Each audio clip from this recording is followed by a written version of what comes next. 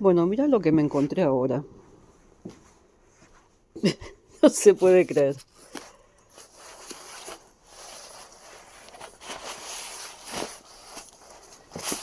Cualquier navegante va a saber lo que es esto. Mirá vos. Son las banderas de código para los barcos. No son muy grandes, pero suficiente. ¿Cuánto tendrá? 20 y pico de centímetros.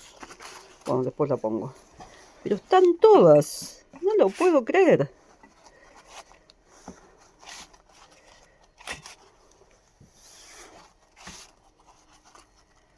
Ah, mira, esta no está, la X. Las demás parecen estar todas. Me acuerdo cuando estaba en Buenos Aires, en Argentina. Oh, si encontraba esto regalado. Todo costaba muchísimo. No sé cuánto estará esto ahora. Yo tengo en mi barco.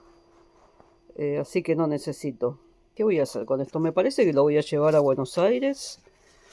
Y lo voy a regalar a algún navegante. Alguna navegante.